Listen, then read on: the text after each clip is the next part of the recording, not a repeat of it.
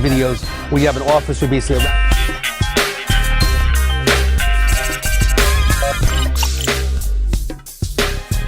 They don't have ID, they can't get into a hotel room. To get them the help they need, especially if someone even gets arrested. A lot of people don't know how the justice system works.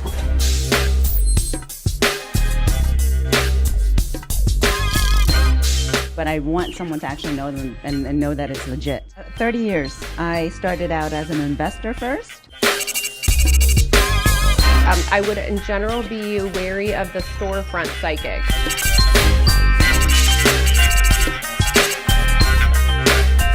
Have Laura Powers. Thank you so much for having me.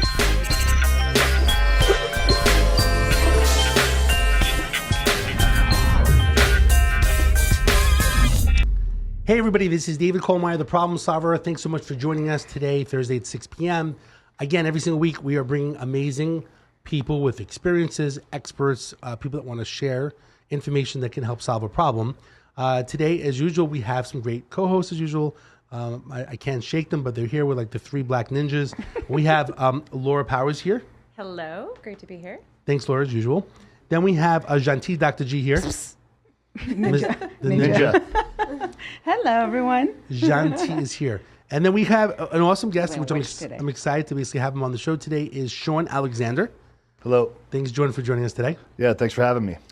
So Chhun is here because he's been part of Sticky Paws Studio podcast, and he's had a different podcast, and I've watched a little bit on, I think, Instagram and some other stuff, and I know that you're very inspirational, and I wanted to actually meet you for lunch one day. It never really happened. I met your I guess, previous co-host and friend, Mr. Black Ice, as we call him.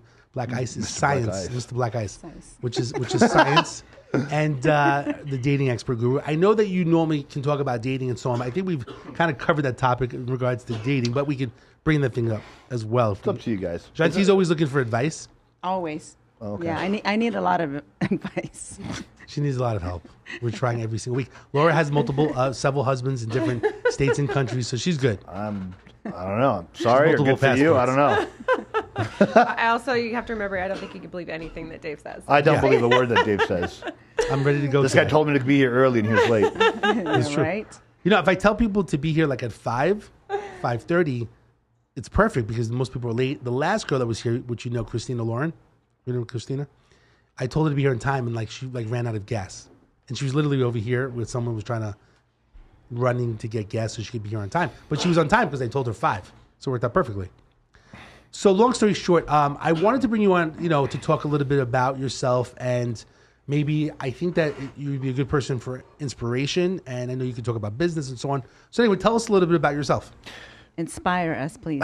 The short story version, because it's a long story, the short story version, I was born into a very, very dysfunctional, broken home, dysfunctional relatives.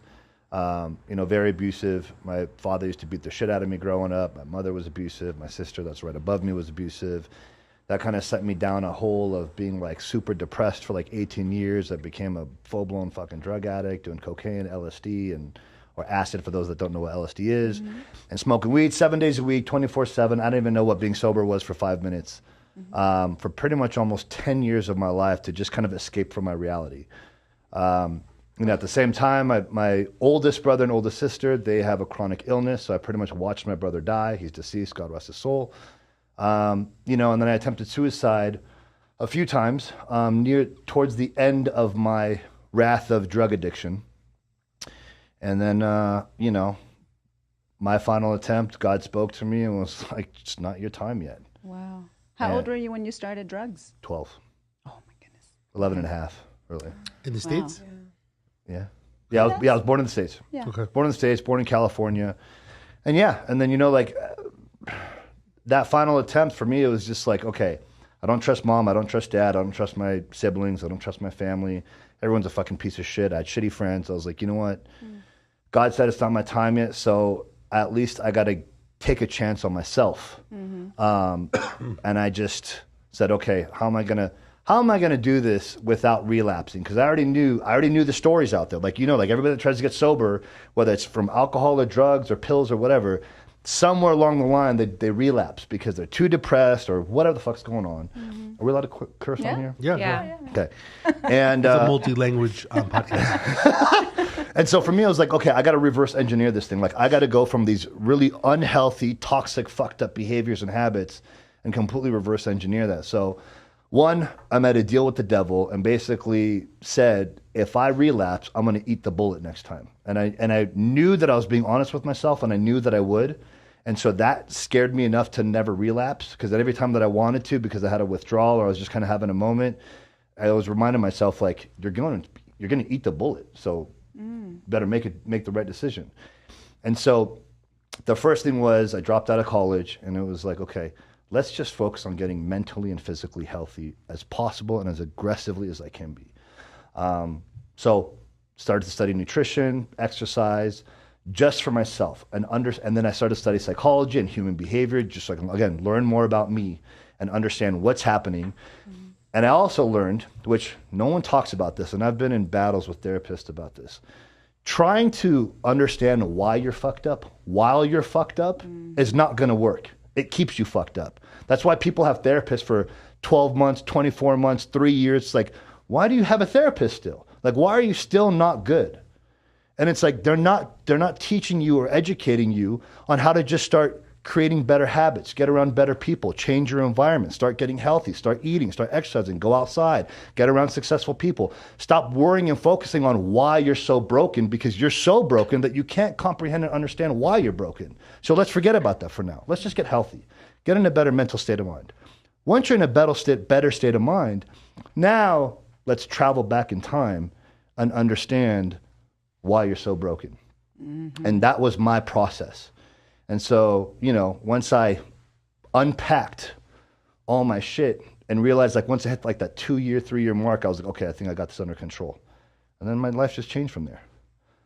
I would think it's just really difficult to sell yourself to, to get out of, I'm saying, I'm going to bite the bullet, or that life is going to be over. Like, did you mean like in a... I literally meant it. You meant it, not right? figuratively. The thing was, I had done... You felt that you were going to die. Well, look, Or you would have killed yourself? Or? Yeah. I was When I say eat the bullet, literally eat a bullet. Okay.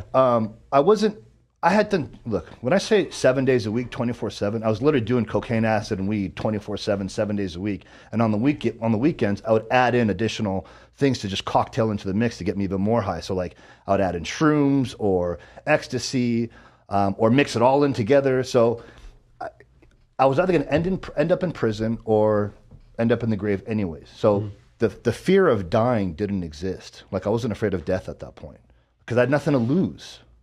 So if I got nothing to lose, like, there's a reason why, like, some of the greatest success stories are from people that come from like the darkest places, where they come from like literally the depths of hell, places that Satan himself won't go. Because that's our fuel, that's our fire. What made you start? It's kind of interesting because I think you're one of the first persons, I guess, on the show where you're saying at such a young age that you started drugs. And I used to actually teach the DARE program out here in Henderson. I remember that. did? Wow. Every DARE person I know was a drug addict. I always thought that was really... It was kind of like a joke. Like, they would wear the shirt and they're like dealing the drugs or Was he at least doing them. Were you a drug addict? No, I mean the kids, the ones that were in the program. I did DARE in Texas. Did it work? No, I mean, I did drugs. That's what I'm saying. I feel like it was just a joke amongst the young people. Well, yeah. When I did it for about 2-3 years. I mean, you kind of get burnt out a little bit unless you really want to teach. I mean, some people would want to do that for 20 years. I guess my question really comes down to what made you? Was it peer pressure from somebody else? Like, what was the... No, I was, listen, my father was literally beating the shit out of me whenever he felt like it, just because. I mean, I'm talking knocked me out, black eyes, cracked my head. Like, I'm talking the whole fucking 9 yards. Like, literally, the things you've heard Goggins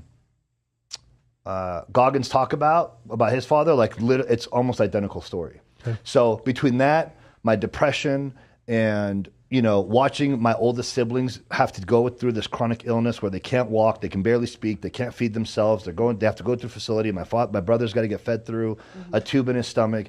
That had some like heavy pressure where I'm like, man, like, my oldest siblings don't even get to like actually experience life. And that just made me very, very depressed. So for me, it was more like, I just want to fucking escape life. Life sucks. With your parents being that abusive, do you think it's a culture thing? No. For you, no? For us, it was. Yes and no. Very cultural. Yes, like, I got beat. You know? Yeah. Yes and no. But my father was just naturally a very, very, very violent man. Later on in life, I kind of found out why. And I was fed a whole bunch of bullshit stories, but there was a lot of betrayal across the families and relatives that my dad just didn't have anybody take it out on, and I ended up becoming, his punching bag. And I love my father. We have a great relationship. I mean, my dad is a man's man. Not the greatest father, not the greatest husband, but he was a man's man. That dude worked his ass off. He worked hard. Just a great example of loyalty, principles, values. Again, just needed something to take his rage out on. Okay. Did you ever address that with him? Well, you said he's a great man and you have a good relationship now? Yeah, because the thing is, he was just not a great father. And it was just because of the environment that we were in. Because once my parents split up, things slowly started to change. Plus, I was at my wits with him, and him and I actually got into a real fucking fight. We battled it out. And I put him on the floor and I flipped a table on him and I threatened him with his life. And then I left the house. How old were you then? You got older. 16? No. 14 or 15. Okay. And then, I left the house, and then, he comes looking for me 30 minutes later, finds me on the street. I'm just kind of walking to nowhere, and asked me to get in the car. And I was like, if I get in the car, I'm putting your head through the window next. This is not happening. I'm like, you're my dad. I respect you, but this shit's got to stop. And, so from that day forward, things just kind of slowly started to adjust. So that's wow. Yeah. How'd you get? Someone was asking online here. How'd you get the money at the time of a young age to buy drugs? I was dealing it. You were dealing. Yeah. So for me, it was for free. That's why we all get into dealing, because it's free. Yeah, because you deal it and you're You guys look. you're doing your own shit. You're You're smoking your own shit. Sweet little Gentille would be a drug dealer. I don't and have any drug user. dealing Yeah. experience, but You're smoking your own shit. No, Gentille just mentioned as if she's done it before, so I didn't know that of Gentille. I know, I'm so sweet and innocent nowadays, you can never tell. Basically, everything on all the this show bad comes stuff. out statute of limitations over Gentille. But everything she's done. And look, Exactly. I'm Persian, rape, so robbery. I naturally have features that make me look older. So at 12, I already looked like I was 22 years old. Got So and I only most of my friends at that age were already 18, 19, 20, 21 anyways. So, it just one day, I'm hanging out with my friends. They never even wanted me to start it, but one day I was like, come on, guys, let me just try this. You guys look like you're having a blast and you're leaving me out. They're playing video games, and I'm like, let me fucking experience what you guys are experiencing. This is not cool. And they're like, all right. I kind of forced them to let me. And Wow. There you go. Did you ever get you go arrested now. by the police in regards to dealing? Never. Were you afraid of that?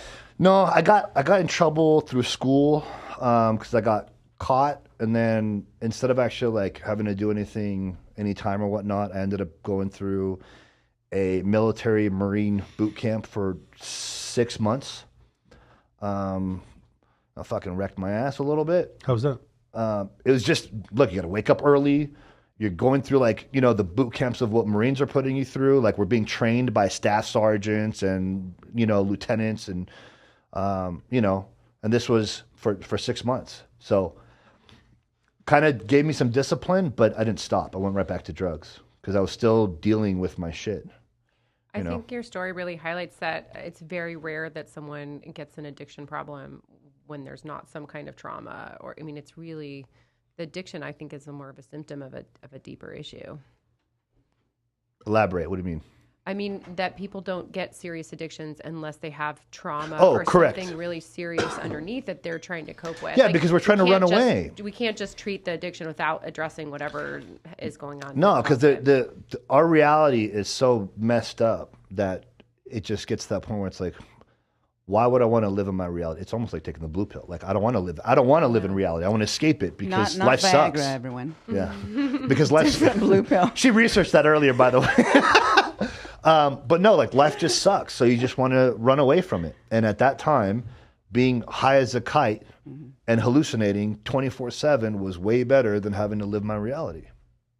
No, it's tough. Look, I grew up in Queens, New York, with a lot of, it was the top school district, but a lot of people, tried drugs and so on. Like the only reason why I probably didn't do drugs is my mother, being a Jewish mother, would nag me like, "Don't do drugs. You know, you're gonna hurt yourself. You can get in trouble." She wasn't going to beat you? She would just nag you? No beating, maybe a little belt. Oh, back in the day. okay. But long story short, because we all did that. I think we experimented, especially in that age, 12, 13, 14, 15, 16, right? I think it's most experimental. I don't know, because to be honest with you, like when I was coming off drugs, everyone that I knew from high school was just getting on, was just starting to like play with it. And I was like, you guys are fucking crazy. Like, fuck that. Yeah. Like, you're going to start doing drugs during your college years, like during the years that you're supposed to grow and evolve and start changing your life and figure out where the fuck you want to go in life. I was like, nope, hell with that. And I was like, fuck all you guys, I'm out. And I started hanging out with people that were like 30. At 20, I'm hanging out with people that are like 35, 40, making 6, 7, 8 figures, you know, a year. And I just knew what type of habits I had to adopt. So moving forward from this situation, so take us to the next step of your life. Basically, we're past that. You're not doing drugs. You get out of it. You start getting into health. So then so that was in your 20s, right? That was right before my 21st birthday. Oh, good. So turned 21, and then at that point, like, I'm clean. But I don't like the term how they use it in the system right now, where they say like you're sober, but it's been only 3 months or 6 months. Like, you're not fucking sober. Like, I hate that, because it makes people actually believe they've got it under control, and you don't. Especially when you're not changing your environment, you still have bad habits, you still have shitty behaviors, you still aren't fixing your way of thinking or your perspective on life. I truly believe it takes a good 24 months, if not 36 months, before you can say, I have broken free from my mental prison. I am free. And like, I have been free for 18 years.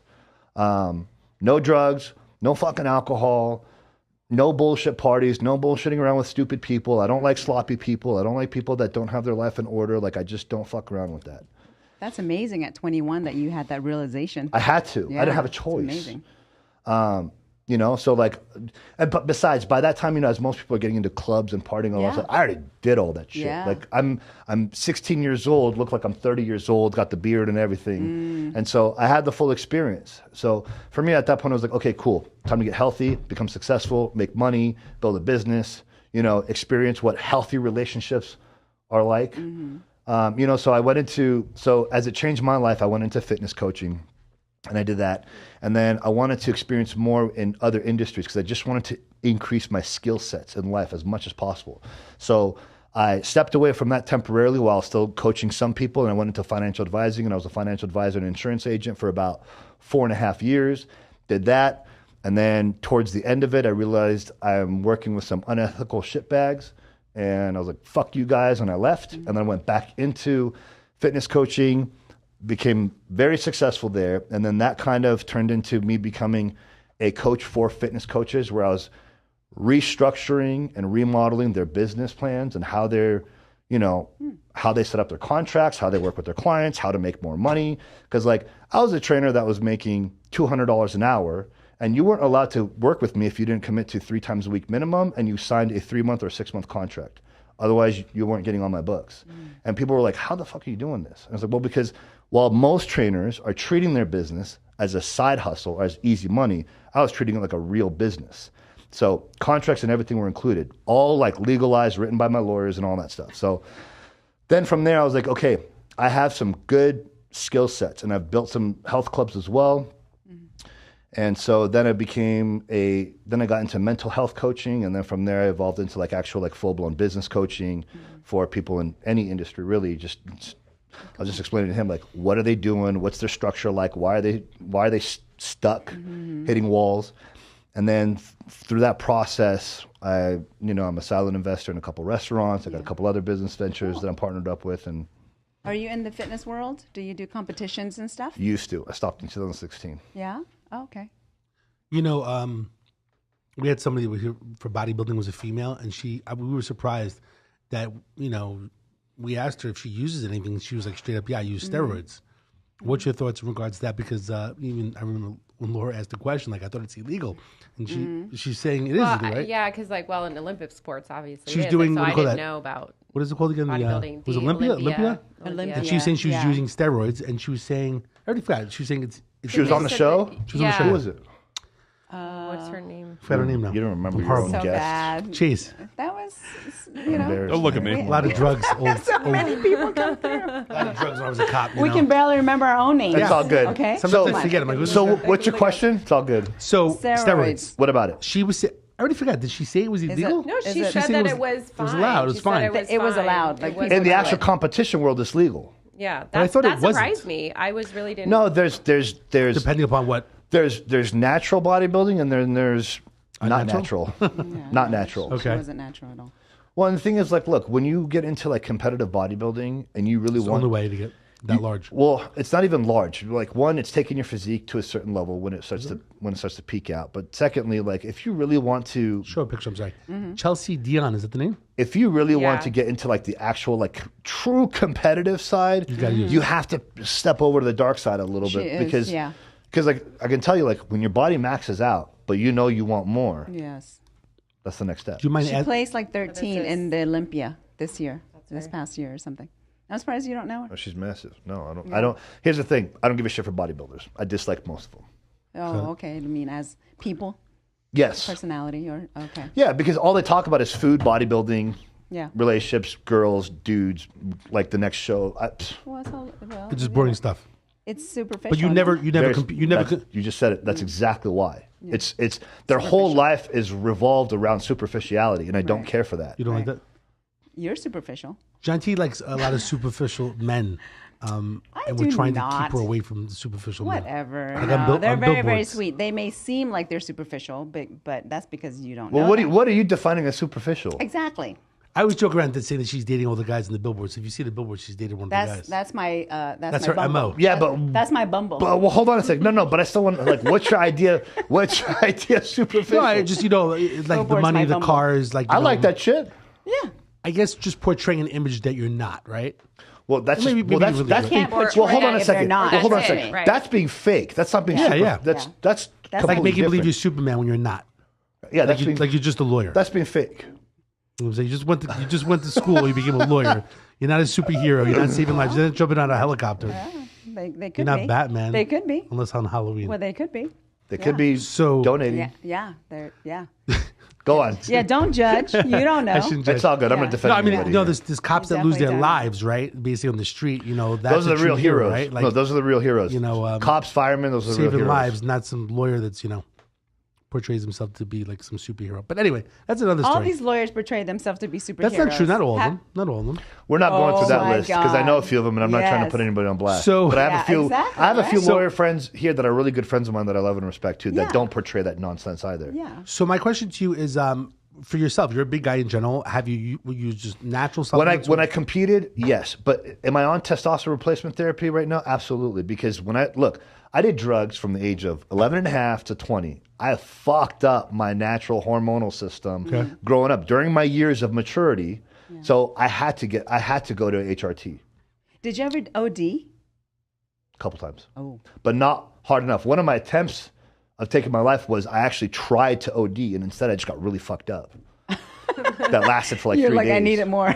Yeah. Yeah, like I didn't like because my God. tolerance level had built so hard that Sure. like, and at that point, anything that I introduced just to mix up the cocktails, it was just making me more high. Like I was almost like immune to an OD. But the only things I never tried was I never injected heroin. I did smoke it, Okay. and the other two drugs that I was not a fan of that I tried was crack and meth. I hated those. Oh God. I hated those more than That's anything. good. Pretty close to crystal, right? That's meth. Crystal meth. Yeah. I So- tried that once. I tried it, didn't like it. It didn't even give me Last what I week. wanted. Cleaned my house really well. Oh my Oh God. yeah, I it was keeps like, your ass up for like 36 hours. Oh yeah. It was Yeah, a your very brain clean is house. like- Not this one. That's a while back. She actually cleans houses on a living, so it helped her situation. How at do the you time. think I'm a millionaire? Jeez, I Damn, gotta do man. it. I gotta do it all, She does honey. she does a lot of cleaning. Gotta do it all, honey. So, So yeah, I do TRT. okay. How do you feel? We had a few people, doctors on the show, and other people use it. How do you feel with that? I actually wanted to try it myself just to see if I would feel a difference. You Well, want to try what? Meth or crack? no TRT. Meth. What? No.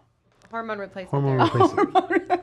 I wanted to try it just to see what the difference I is. wouldn't recommend it just for the sake of recommending it. The professional thing to do is go get blood work done, get labs done. If your testosterone levels are below a certain level, then you absolutely should take it regardless. Okay. But before you do, you need to first do the steps that are required.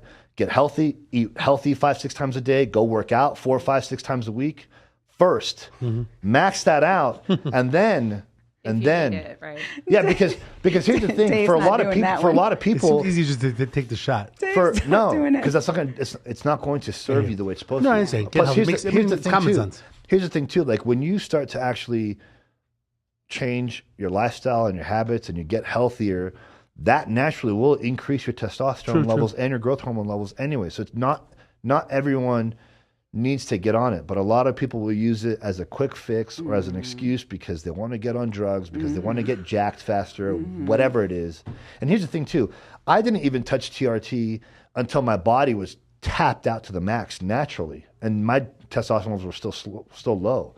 I just didn't know about it yet until I really started to hit these peak points, and I was like, "There's no way I'm stopping here. Like, there's got to be more further my body can go." Only because I knew that my production system just has to be a little shot at the very least. So, someone told me about it that I was friends with at the gym because they knew my story, and they're like, "Dude, have you ever gotten your labs done?" I was like, "No." I'm like, "Go get your labs done. You might actually might need a real prescription to get on testosterone, anyways." This was before I got into competitive bodybuilding, where bodybuilding for myself personally was my replacement. So like I replaced an addiction with a healthy obsession, which has been my mantra for people that I coach in like mental health and addiction and recovery. But yeah, David, as far as your question goes, go get lab work done first. How long can you be on it? TRT? TRT, you can be on it forever. Really? Okay. And may I ask how old you are? 37. Oh, I'll be okay. 38 this year. You're young. You're still young. I'm young, but I've probably been around a few Yeah, lifetimes. I'm sure, yes. Do you feel that the drugs changed your testosterone level? Of course. Oh, you mean Yes. the narcotics? Yeah. Yes. Yeah, it completely killed my I'm sorry, production. illegal, like it's Yeah. illegal drug. It completely shot my natural production system because I'm in my maturing years where I'm a young boy growing to become a man, and the things that your body uses as part of maturing and growing up are getting completely destroyed. Did you feel stunted from all the drugs? I mean, because you're in the age group, even though I know you were doing a lot of drugs, right? And you almost OD'd a couple times. You were still in the defining phases, like as far as health-wise, because you're in your teens and into your 21. I mean, like your body should have been able to recover from that. That I would, think. I'm not a doctor, but it recovered, but there's just so much detoxing to do. But Yeah. I mean, just going from very unhealthy and bad habits to a complete lifestyle change where I'm eating healthy, eating high nutrient dense foods, exercising 7 days a week, twice a day, because I just had to kill this bad habit. Right. Actually, I had gotten to the point where I was like, I need to kill this old version of me. This person that I am needs to just completely die and become a whole new person. But this therapy that you're on now, this hormone replacement, do you actually really need to be on it? Yeah. Or you do? Okay. Yeah. My body won't reproduce the way it should. I've already tried. Okay. Some people say that if you get off TRT, that your body is so used to that you need to maintain it. It depends. But he said you can be on it forever. It depends. You can be on it forever, but it depends. Like, because for some people, look, I know people that went on it because the testosterone levels were coming up. They went on it, completely restructured their lifestyle, then came off, it's called post-cycle therapy, and then never had to get back on it again because all it just needed was a kicker to help them get back into these healthy habits, get stronger. Okay. And then once their body started to redevelop itself, it slowly started to... But it does make you bigger, right? Muscular-wise? Sure. I mean, because... it blows you. Yeah. Okay. Is that why a lot of people, you think, do it? Instead of just it's not reproductive, right? Does it affect? A lot of people, okay, there's people that do it who don't need to do it. And then there are people, and the ones that do it who don't need to do it, they want the faster route. Okay. Now, if you're actually going into competitive bodybuilding, you don't have a choice. You're not going to be competitive if you don't go past that line. How is that different from steroids then? It is steroids. Oh, it is. Okay, it's just a different... Testosterone is a steroid. Okay, got it. So, sorry. Long term, I'm curious about that because I know if you take enough testosterone, enough steroids, like for example, if you're a man in your body build, eventually, for example, you have genitalia changes, like shrinking and everything. So, I mean, if you abuse it, that's why I was asking. So if you just take like amounts to normalize, that's not an TRT, issue. you're taking like a minimal dose to help yourself come to like an optimal level that a man should be at. You have to check your bloods. For everything. Got it. Yeah, for everything from like physical performance, sexual performance, mental clarity, because low testosterone levels will affect your mental clarity and also your brain functionality as well for a man. Does it make your penis bigger or smaller? Neither. It doesn't. I think harder, it's only just if harder. you take a lot of steroids. No, that can just make- harder. You said genitalia. Well, no, because shrinkage. a lot of I've read that of male bodybuilders that So take you- a lot of them. She's They not You could actually say, get you could say concerned for bigger you. because it's harder, but She's not, concerned for it you, doesn't that's why. shrink It it. doesn't? Okay. She gets Okay. concerned Because for a lot there's of a lot of talk about that. Yeah, there right? is, right? So Testicles will shrink a little bit, because you're not producing anymore. Now you have an Okay, artificial so hormone. Now that's you have an okay. artificial hormone coming in. So that doesn't affect the penis. No. Okay, just the testicles. Got it.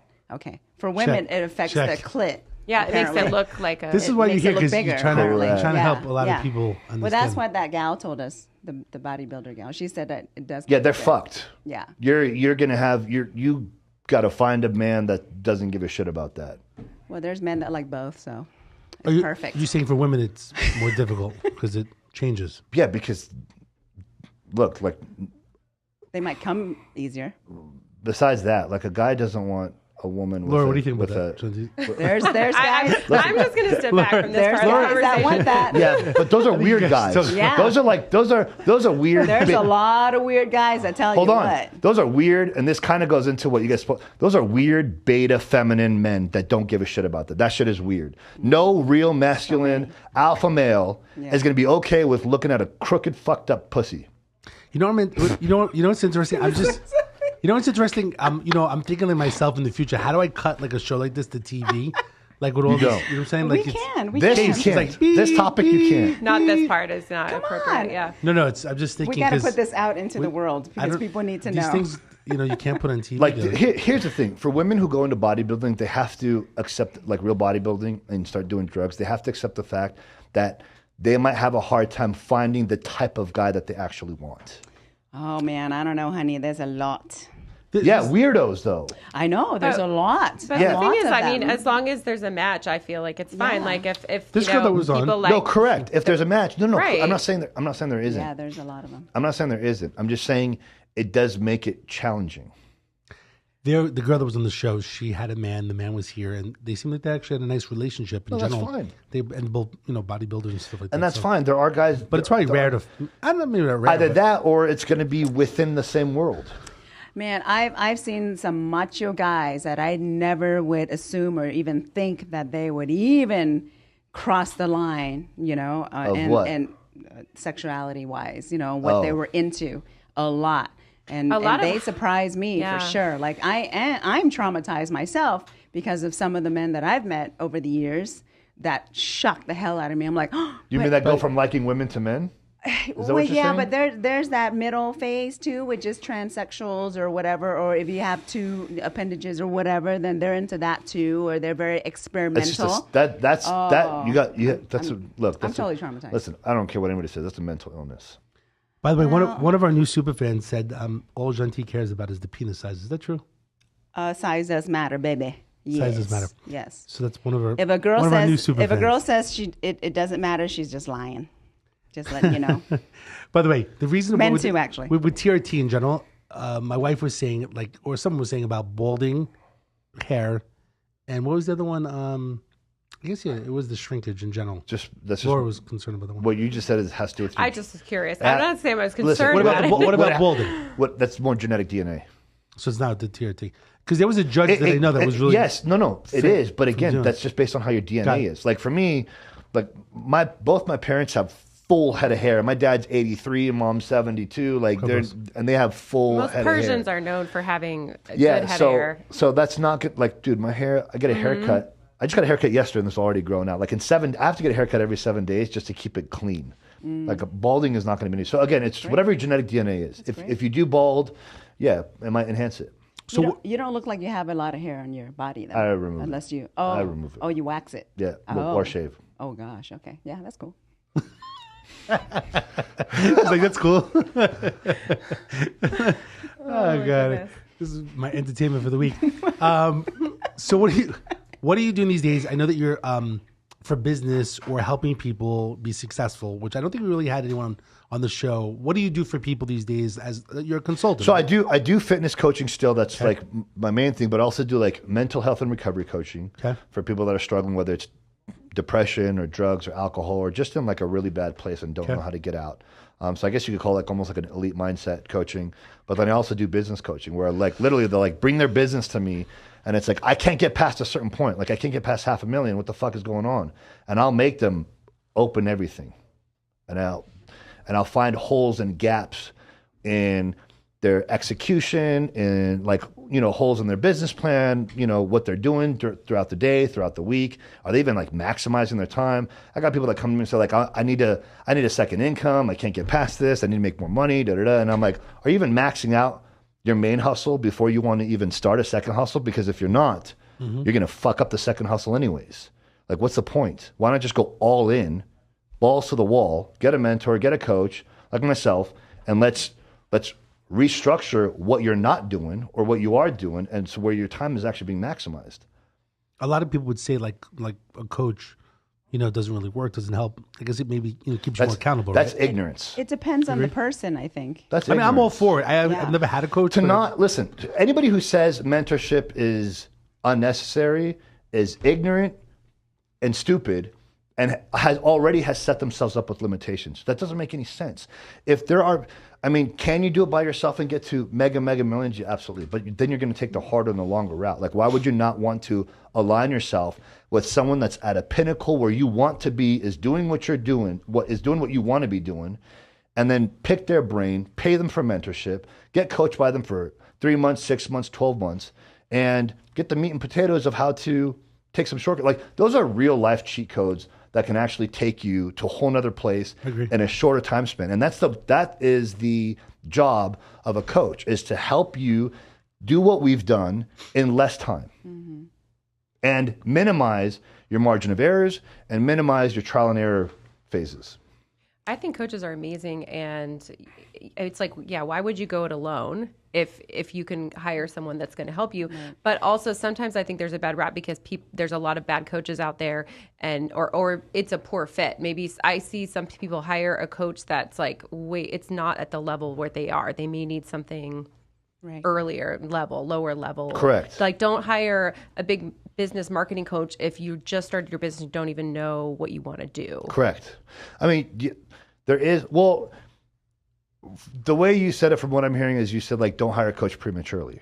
No, or don't hire a coach that's not the right coach for you. I feel like sometimes people, they're like, spend a lot of money and it's not the right phase or they're not the right coach for them at that time. There's a lot of that too. I feel like there's always someone that can help you, but you just have to make sure that it's the right fit. There's a lot of those too. There's a lot of people that they are coaches that have never actually like ran a business or built a business, and they just want to tell you what to do, and all the money that they've made is based off of coaching people as opposed to actually building a business. Yes. I mean, there's a lot of that, but that's easy to very leery of that. Yeah, that's easy to pinpoint.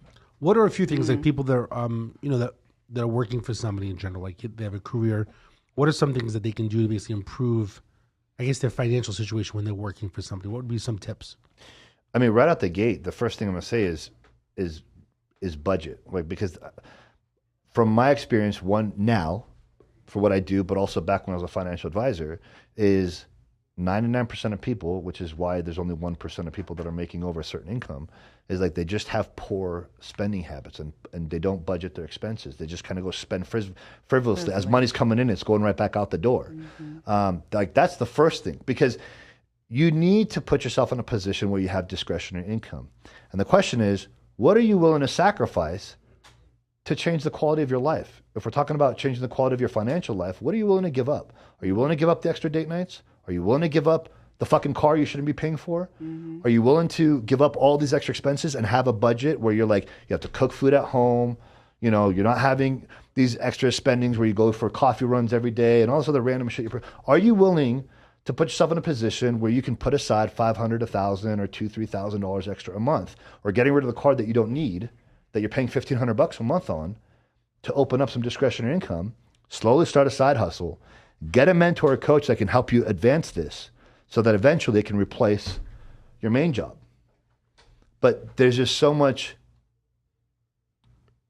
stubbornness and arrogance of like, I don't want a coach, I don't need a coach, or like they just feel like there's nothing that can change them. Like just really stuck in these broken habits. Well, for people that is not maybe successful or trying to get to that status, right? They're living day by day, and to hire a coach will cost money, and they might not even have that, right? And then now you have to kind of figure out, okay, is that coach really qualified? Are they going to really make, me this, and this, right? Because you said there are a lot of scam artists out there. Here's what I would say, because like I did this too in the beginning too, because if you are trying to just make some extra money and your discretionary is minimal, but you know that if you hire a coach, it can help you make some extra money on the side, whether you want it as an actual replacement income to leave your job, or if you just want some extra money to make some extra money, use a fucking credit card. There is such thing as good debt if it's going to have an ROI. Like that's so silly. Like I did that. University. I mean, going to people school, understand that that's like you're going $200,000 in debt to go to school anyways. Purpose, yeah. So like but why not spend like $5,000 or a few $1,000 or $10,000 on a coach that can actually help create a structure for you and something that you're good at, that you have a skill set in, and learn how to monetize it. Why not? That ignorance is fucking stupid. What do you normally, if you don't mind me asking, what do you normally charge in regards to, let's just say, I'm just saying, a realtor or a chiropractor? Like, what would you charge? It could be anywhere from $2,500 to $4,000 a month, depending on what I need to do for them. Okay. I think a lot of people, just because of the expense, but I do agree with you, just like people go to college and spend $100,000, $150,000, the 3 months or 6 months with you could be life changing. Listen, man, if someone spent, whether they pay for it monthly or they drop 10 grand for 3 months on me, and I help them take a skill set that they have and learn how to fucking monetize it, and you're going to make that 10,000 back in no time, why would you not? If I'm going to give you all the tools, if I've been where you're at, if I know, especially if you have a skill that I've done before to top it off. Like, I use this one example all the time. This girl that came to me, she was an alcoholic. She was a fitness trainer. This is a couple years ago. She was barely making $3,000 a month, barely. And she had an alcohol problem, couldn't stay away from it. And so she first gets referred to me for recovery coaching, just to help just break out of this, emotional incarceration that she was stuck in. And then as a couple months went by, I realized that part of this alcohol problem that she had was the level of stress she was self-inducing onto herself. And I was like, well, let's maybe take a look at your business. Maybe I can help. If I can give you more purpose in your business and how to get better and be more evolved, and be more advanced, and be actually professional at what you're doing, maybe that'll help you start to become obsessed with your business and walk away from this addiction that you have. And so we then dipped over. She had no money in the bank, used a credit card, paid me, and went on to making $15,000 a month, $20,000 a month. And she cleared her very first year with me, went from the previous year doing only $30,000 a year and cleared $150,000 the very next year. Great. I've been to a lot committed. That's good. Well, the thing is, I make people become committed. It's not an option. I'm going to fuck you up. Yeah, well, that's good. I've always physically, emotionally. The physical is the second step. Yeah. Second phase. I've always had. If you're coming to me for any level of coaching to actually make a change in your life, whatever it is, I'm going to break you and then I'm going to remake you. Yeah. And you're getting the full throttle. There's no tap on the butt. I'm not going to sugarcoat shit. I'm going to tell you how it is. And if you're really screwing up, I'm going to tell you how it is. And if I have to, I'm going to fire you. And if I fire you, you don't get to come back. Mm-hmm. I like that. I was saying that I've been to a lot of, I know this, a lot of seminars when I was younger, even throughout the years. I love seminars. I love going to experience it. So I've been to Tony Robbins when I was 18, Madison Square Garden. It was very interesting because it was very cold inside Madison Square Garden because he wants it very cold because he doesn't want people to sleep. In general, because if it's warm, right, people start falling asleep. Yeah, I agree. And big energy, clapping, getting up. And I saw, what do you call it? Just different people, speakers. So I've loved seminars in general. And I've been to Grant Cardone recently where he spoke in general like 10X? that. So, yeah, 10X. It's like, all this stuff's great stuff. I mean, the more you learn, the more that you hear different people. Like at 10X, a few years ago, it was like John Travolta spoke and Mayweather spoke. I was at that one. That was a good one, you know? I mean, just hearing their story or even like stupid, not that it's stupid because everyone's different. Like when they have success, they go buy a watch and the watch is $250,000. You're like, everyone's different. Like, Look, if you don't submerge yourself into personal development, you're going to eventually hit a ceiling. That's it. Look, your level of success is a direct reflection of your personal development. Mm-hmm. There is no debate about that at all. I always say it's a game. You got to keep on going, keep taking action. I don't know. I don't agree with that. I think, okay, so I'm a psychic for a living. And I feel like for some people, that's the case. And there's some people who have come here, maybe they've been kings, they've been super wealthy. And in this lifetime, whatever is, their peak is having a humble, peaceful life. I just think that some cases that's the case, that it's, people can measure their success financially, materially, but I don't feel like that's always the case. Oh, wait. You're saying that some people don't want that? Don't want super success and all that. Yeah. Oh, that's I don't disagree. Yeah, not everybody has to achieve that, but the question is, if people want success, right? Then they can achieve. But again, it success. But again, here's the thing: like success is different for every person. Yeah, because like I have clients that come to me and they say, like, Sean, I just need to make $20,000 a month. I have clients that say, like, dude, I want full success. Like, help me make $100,000 a month. So it's different for everybody. Like, if they tell me I just want to make X amount, where my life is good, I'm not crazy with cars. I want all these crazy trips. Like, I just want to make really good money where I can take care of my family, not have to worry about money, get out of debt, and once in a while go on a nice trip with my family. And it's like, I just want to make $250,000 a year. Okay, cool. I'm not going to try to shove down your throat. Well, let's take you to $1 million. It's whatever you tell me you want. I'm going to help you achieve that. And then obviously in between that, I'm going to try to stretch your vision a little bit. And if it doesn't go anywhere, then it doesn't go anywhere. But my job and my responsibility is to help you see the bigger picture. And if you don't want it, then that's okay too. But it will help them hit that marker that they want faster. So here's a question for you in regards to business, right? These days, everything's changing. I feel like every week we talk about social media and different platforms and, going live and Roku and all this stuff.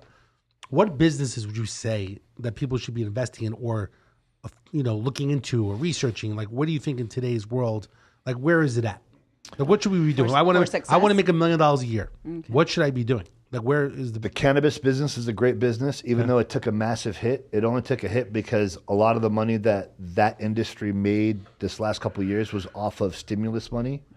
But it is a booming industry if you know what you're doing and if you're shooting straight. You'll become super wealthy off of that. There is people that are doing very well off crypto. I don't know jack shit about crypto, and I don't care to. But I know it's got its benefits. There's doing the Amazon thing. There's drop shipping. Amazon like affiliate? Yeah, like drop shipping. That's what I need help with. Amazon affiliate.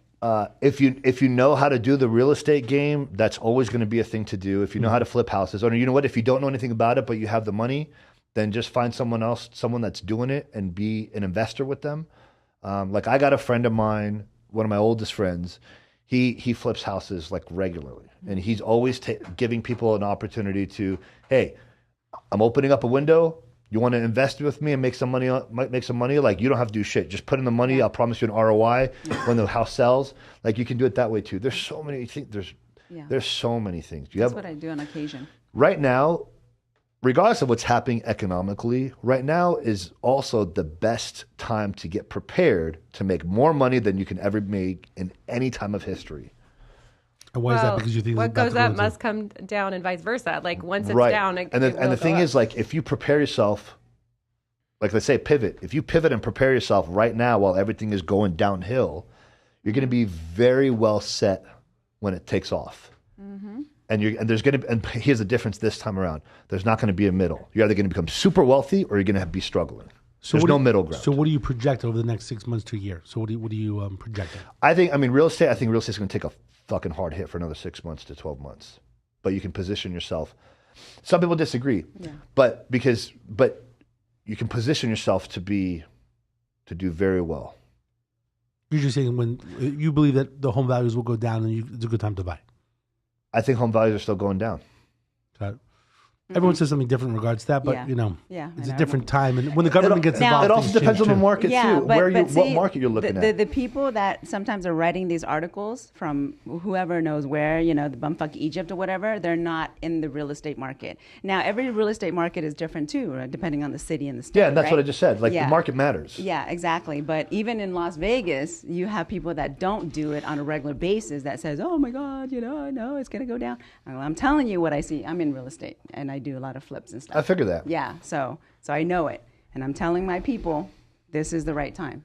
Within 6 months, it's going to start going up. The prices will start going back up. It's actually going back up now the last couple months. So I think just the market matters, but yeah. I'm not here to agree or disagree. Yeah, but that's the problem. You have all the contradiction, right? Everyone has people different. Are listening to other people. But here's the thing: if you didn't ask, I'm not advising people on that part. Okay. Like I just say like, hey, let me refer you to a friend of mine that's in real estate, and I'll let them have the conversation. I'm not trying to get into a conversation on the things that I'm not looking at doing not even well versed that I'm not going to put my hands into. Right. Then I'm not going to give someone a yes or no or a green light or a red light. Yeah. Any other ideas and suggestions for people in regards to business or anything for the future? Any other comments? The goal for the show is to solve problems, but also to give ideas and suggestions for other people. Hire him. That's what he's saying. Hire him. Besides hiring him, I'm just saying. I think we got no matter who you hire. I think you need to align yourself with someone that's doing life at a higher level. At a higher level that has what you want or is doing what you want to do, so that you actually get the right tools and the right resources and the right skill set to make your transition. Whether it's just transitioning out of a certain position you're in into a different one, or just bettering what you're currently in. I think this is so important. And so my undergrad's in theater. I used to make my living as an actress in theater. And I really realized about halfway through my degree that a lot of the teachers in the theater department were failed. Well, yeah. Right? They're literally, they want to be on the stage or whatever, and they're making their money teaching others, but they're not successful in this. So they were also very embittered, a lot of them. So I say this with love, but, I realized in retrospect that was not the best place to be learning some, 100% mindset and application. 100%. I mean, look, that goes the same with like the college professor that's teaching business. And it's like, well, how did you do in business? Oh, well, I was in a business and it failed. Wait, so you failed in business and I'm supposed to take cues from you? Right. Why in the fuck would I do that? You're going to show me exactly how to fail. That's why you're a teacher now. What's this? So I'm going to end up like you? No. So look at the credentials of whether it's at a university or a coach. I think that's really important. I've only had 2 teachers ever that were like actually successful outside of teaching, and they went into teaching because they actually cared about educating students. Like one of my teachers that was, it was like a business class in high school. I was kind of surprised that they had it. It was like the first year, and he was a financial advisor doing very, very well. And he came, and his whole purpose was teaching, because we hear people talk about this all the time. They don't teach, the school system doesn't teach anything about money whatsoever. And he was like one of the few ever that came in, said, I want to be a teacher, and was actually teaching the students money, saving, debt, good debt, bad debt. Like, I was like, well, this is a class that I actually have an interest in. Yeah. I saw a great meme, and it was, it said, I'm so grateful for a parallelogram training during parallelogram season instead of the tax training. That basically we don't get tax training in school, but we learn about parallelograms, and it's like, well, where's that application? You're never going to apply. I don't know what that is. What is that? It's in geometry. A parallelogram is like a kind of like a did you get that in school? Well, it's Look, this same I don't know what that is. The same exact concept, very and this is where like I've gotten into wars with therapists, and people are like, oh, he's fucking toxic, he's arrogant, blah blah blah, and I'm like, cool, go fuck yourself, because I'll still run circles around you. Is you're going to help someone who's a current active depressed drug addict that's tried to take their life. You're going to teach them how to change their life around and get better when you have no idea what this person is going through, but you're going to tell them, I understand how you feel. I understand what you're going through. Have you done drugs? No. Have you ever been depressed? No. Have you ever tried to take your life? No. So how the fuck are you teaching this kid how to fucking get better? That is interesting. Because you read a fucking book on psychology that was written umpteen fucking years ago, and based on that education, you're going to tell someone and show them a real life blueprint. That's why these fucking people are stuck with therapy for 3 years. Because they're magnifying the problem. They're not magnifying the solution. I need to magnify the solution. I have to help you get better first. My job is not to try to keep somebody broken. Like, you're broke, busted, and disgusted. Yeah. We need to reverse that ASAP, as fast as fucking possible. And I'm certainly not going to try to make you go backwards and dissect all these internal traumas you got while you're actually in the moment of being as fucked up as you are. What good is that going to do? That's just going to make you feel worse, more sorry for yourself, more depressed. You're probably going to go relapse. You're going to go try to take your life as we're trying to dissect. No, like, I just want to help you get better, create healthier habits, get in a better environment. Let's just focus on getting better, period. We'll focus on what the core problem is later, because you're not going to even be able to comprehend why this shit even exists within you, because it's a severed wound internally. It's not going to heal if you're not in a good mental space. You won't even be able to translate the trauma within you when you're in the middle of that trauma. I need to have you with mental clarity, feeling good, feeling confident, feeling a little bit of self-worth. Then I can say, David, let's go have a conversation about some of these issues that have taken place. Because now you're in a better place. Now you can give me clear, concise information and a vision of like what happened in your life. That would be the best mentor for sure. The ones that have experienced all that. Yeah. And the same thing goes, and last thing, I know we got to wrap it up here because this topic gets me heated, is like when you go to these, like, and I know some people, it works for some people, AA and NA meetings, but the person that's hosting it, for the most part, is a broke ass, fat motherfucker that's like not making money, isn't successful, doesn't look healthy, and all they have to stand by is this coin that they've been sober for 45 years. That's not inspiring. Like, what about you is going to inspire me to want to get healthy, to want to get sober? Because you don't live a life that I want. You have shit that I don't want. What am I going to learn from you? Why would I be inspired from you? For him, that would be an accomplishment, though, from what his life was. So for 40 years, he's going to live on an accomplishment that's just being sober? That's not a good purpose. That's not living life. Yeah. I'm telling you right now, there's a reason why most people relapse while they're in meetings. Because they need that inspiration, right? They need something that there needs their to passion be, and like there something needs to, really great. Look, it has to be like this. I'm gonna, whatever, sounds cocky, I don't give a fuck. This is what life looks like on the other side of addiction. And depression and suicide. Not that shit. Because 40 years and that's all you got to show for, how is that supposed to excite the room? Because I'll tell you something, I would rather be broke, busted, on drugs, still getting high, if that's the leadership I got to follow. Because that looks like hell. That person looks fucking miserable. Well, for someone like you to go into therapy or that sessions like that, you will walk out because of that, because you are judging that guy. But I did. That's exactly what happened. Yeah. I went into an NA meeting once. I went into an AA meeting once, and I'm like, I'm fucking out. Yeah. No way. That's not inspiring. This room is toxic. Right. Half the people don't want to be here. It's super dark and negative energy. And the person that's teaching, I don't want anything that person has. Right. And they have nothing that I want. But for the more fucked up people that's there, that might be an inspiration to them. Maybe just a small step. It's temporary. It's so temporary, but it's not inspiring. Right. All it is, oh, cool. So I can be sober for 40 years too. So that's my life's purpose. We gotta take little steps at a time. It's interesting in regards to coins, because a lot of people like on social media will show their coin and they carry the coin, and like for some reason, like it's the marketing message does. I'm a non-believer in sobriety birthdays. There's people post it, There's a birthday. Is that what you said? No, I don't celebrate sobriety birthdays. I don't believe in it. A year. I think it's negative. There's a show called The Flight Attendant. I don't know if you've seen it. It's HBO, but yeah, there's a whole storyline in there where she has the coins and she's totally drinking and doing drugs, the whole thing. It's total, BS. Here's why what people don't understand is celebrating your sobriety is seeking external validation. Why do I need to announce to you or you that I just hit my 18th birthday of sobriety? Like, why do I need to announce that? First of all, you guys are going to celebrate that with me? Maybe. But what if you guys disappeared? You're going to have to go change that whole program then. Believe me, if I could, I would. Why can't you? I believe, because here's why. Because I believe that is part of the matrix. I think that's the sister of the matrix. I believe the mental health system, everything that's involved in it, is part of the establishment.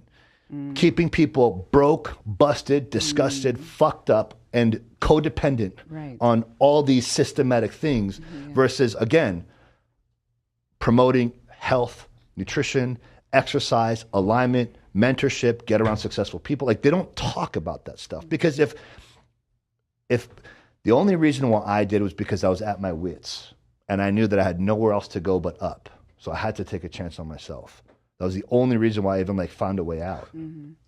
I agree. I think a lot of the systems in place are designed to keep people in that cycle and system and keep plugging away, kind of like you're like a hamster on a hamster wheel or whatever. And you just got to keep doing the thing, but there's not actual progress. No. Like, progress of staying sober, okay. But what about progress in your life? Like your mental, physical, and financial life? What about your relationship? But everyone has to take responsibility for themselves as well. So you can do all those programs, and you can even hire a mentor or a life coach like yourself. But if they don't do the program, they're still going to be just wherever they're at, right? Correct. They have to do it. No, correct. They have to want it. Yeah. They have to want it. But the thing is, like, if they don't have the right guidance and the right leadership, there's a higher chance that they'll go back to their old habits versus recreating new habits. It's very rare that somebody says it's time to get sober and actually stay sober without a single relapse. That's almost unheard of. There's very few people that pull that off. And then you'll have other people say, oh, well, then you were never an addict. No, I was just ready to fucking eat the bullet. Yeah. Real quick. For you as a life coach, though, when do you make the decision? I hate that term, by the way. I mean, is that what life you kind of are? Yeah, but I don't like that. I don't think you say life I like coach. You just say you're a coach, right? I prefer the term mentor. Oh, mentor. Okay. What about success coach? I use recovery, mental health coach, or mentor. Like, but it sounds like you cover their whole life. You inspire I do. them I just don't like the term them. because you got these like wacky life coaches out there that like really don't have shit to show for. But I'm sorry, you're going. What were you saying? No, I was saying. So when do you make a decision? Because obviously, being a mentor, you get paid to mentor them. And you know how people relapse or people need to make that decision on their own to say, you know what, I want to change my life. So hiring you to help them change their life. But what if they kind of get back to their darkness and they can't come out of it for some reason, right? And I mean, where do you, as the mentor, say, you know what, I don't think I can invest any more time. I don't care how much money you're paying me. The people that come to me are like they're at that point where it's like they want to change. Yeah, it's like I have to change because my life or my relationship or my marriage or my children, something is on the line where they're like, I have to change. Like, I'm sick and tired of being sick and tired. Oh, that's good. It's not like just I want to stop doing this, but it's so casual that like I can already tell like you're probably going to go back. Right. Like you're not going to stick to the system I'm going to give you. Because you're not trust going to fund change your babies, habits. people with money and trust fund babies and stuff, they would go through those programs, many of them, and still go back to exactly. Recycle the whole thing. Yeah. You have to get out. They have to hit rock bottom and want like real change. Right. Question for you: are you involved in any nonprofits? As we wrap up, I just want to know: are there any nonprofits that you work with, or do you want to work with in the future? No, but I do speak at certain rehabs, like Crossroads, like that. Whatnot. But as far as like direct involvement, besides donating, I'm not involved in. One thing I want to do is I want to share with you if you want to do it as well. Two things I was just thinking about. One is this. I've always been fond of it is Shine a Light, where they go into the tunnels and help people that are homeless or they suffer from addiction, mental health issues as well, but they keep going to drop off supplies. Have you ever been in any of the tunnels ever? No, but when I was in California, like every year, Christmas Eve, myself and my team would collect over the course of like 3 weeks, pretty much whatever, and we'd drive down to Skid Row and hand out thousands of dollars worth of clothes, supplies, food, whatever. So I've done that before. I like for us as actually like a team, like a problem solver team, to go out. I want to have one of the attorneys I work with and to give. I've done it before where it's bags, knapsacks, like with all kinds of like supplies Right. inside. But I've been through the tunnels, and I never went as a police officer. I never went so deep, but they go really, really deep into the tunnels. I mean, people, there's tents there. People are cooking with propane tanks. Like you've never seen something like that. And I think people take their lives. They don't realize how people are living, until you see something like this. But they're always trying to be a friend, and then when they're ready to basically get them to come out, like people will let them know. So they'll walk inside the tunnels. They'll say, "Shine a light, like they're shining a light." And people know that shining light, is dropping off. Or They sometimes accept them, right? That's good. And when people are ready, they know every single week they go back out. Every Saturday they go out. You're actually a pretty tall guy because it's kind of tight sometimes inside the places. Like even myself, I was bending walking. But if you ever want to come out, and I'm gonna try to get like 100 backpacks with all kinds of supplies. If you want to come out, and like I said, it's just paying it forward. And actually, when I went out with my group, there's like a group of 8 that go out different spots of the city. I got one person off the street, that had like a box home, and it was a female, but she was suffering from drug addiction, and we helped her. We got her off the street. We took her to Crossroads at the time. So it's a great nonprofit. They've been on here before, and I support them. And actually, I'd like for all of us to kind of get involved. Whoever wants to be involved. But I think it's a great program. I think that most people that are successful should always be involved in different, one or two nonprofits that you feel comfortable with. You're already doing stuff anyway because you're going out to these different places and speaking. And we also have another location monthly we do at Lowry's. It's a monthly luncheon if you want to speak in front of a group. I think I got your invitation on that. So if you ever want to speak, it doesn't cost any money. We're having different speakers, but if you want to... What do you get, but speak about what? You can speak about anything you want. It could be about business. It could be about, coaching, different tips. Mentorship. Laura basically spoke. Gentille will speak in the future as well there, but... different topics. You ready to speak? Unless it's She's about like, no way. It's just about sex. I mean, It could be. there's nothing else. Would you talk about? That'd be interesting to see how many people. She had 70 people. She actually packed the house at Lowry's there. I guess if we just say sex Lowry's, we'll see how many people show up. Come see Dr. Probably G. a lot of men. It'll be like all men. A lot of loser guys. You're gonna. Why would I love that. Why would they be all losers? Maybe they're just there for the Because steak. they're there for the basically steak. they're trying to get it in a way that they wouldn't get it Why would otherwise. they be losers? I mean, come on. What'd you say, Do I look sex like I and attract ribeye? He said only that. losers? What'd you say? Do I look like I attract just losers? That's not what I said. No. No. You Yeah. can't change the context of what I said. We don't do those. I'm asking a question. No, but that's what you said is changing the context completely. No, not at all. That was my question because that's how I took it. We're gonna try it. We're gonna do it. I Will totally you get talk what you about meant. If that's how If you you're need publishing, to get it. this is our topic is sex. Yeah. Sex, You're gonna yeah. have a bunch of loser dudes. That doesn't mean it's attractive. It could be. Your face doesn't even But have to it'd be be on my there. face. No, he's talking about me and sex. But let's just say Yeah. your face wasn't even shown, and they posted, "We're going to host the topic of sex." You're going to have more men show up than anything else, and they're all going to be losers and who don't listen. I think you guys talked about this a couple weeks ago.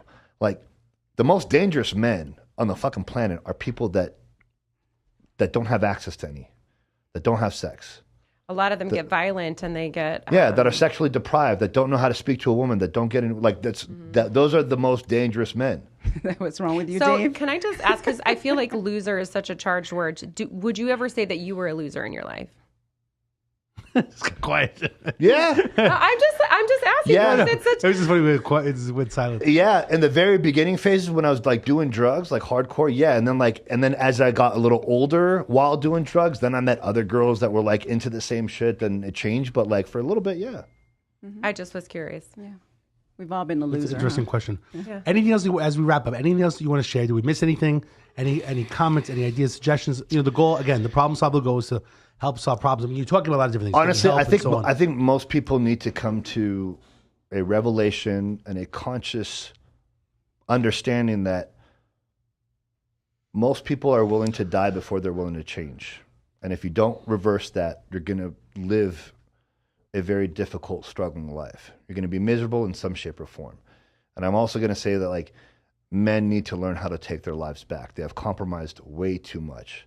Not intentionally, maybe intentional from their spouse. I'm not saying that's always the case, but somewhere along the line, men that are depressed, disgruntled, they're not happy with their life, even if they have a great family or whatever, but just secretly, internally, they don't feel good. It's because somewhere along the line, in the past 3, 5, 10 years, you compromised the very things that made you feel like a worthy, confident, badass man, and you gave it up. And that's unacceptable. So I'm all about empowerment. Like I want to empower people and feel like they can change. So like personally, I would not say loser. I would just say disempowered.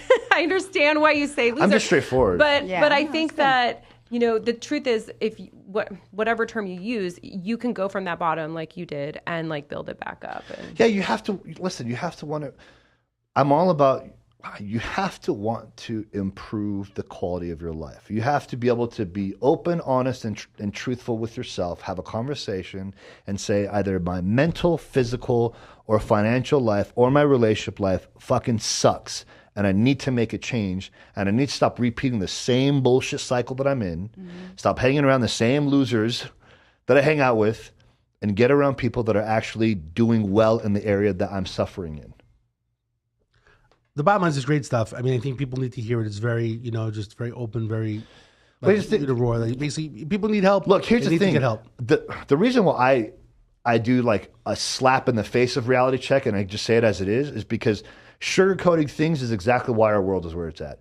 Sugarcoating and fabricating with softer words, no offense, with softer words is exactly why people are breaking, because no one's fucking smacking them around anymore. You go back, you know, years ago, this shit didn't exist. Why do you think there's more degenerate kids than ever? Because there's no more discipline. Yeah. Like we used to get discipline. I'm not saying go to that point that I was at, but there's no more discipline. Now it's like, oh my God, my kid's going to call the cops on me. Right. Like there's no more discipline. Yeah. Everyone is so sensitive too. Yeah. Everyone's offended. Like me saying this, someone's going to say, fuck that guy. He's arrogant. Doesn't know what the fuck's talking about. He's such an asshole. I'm offended. God damn it. Just kidding.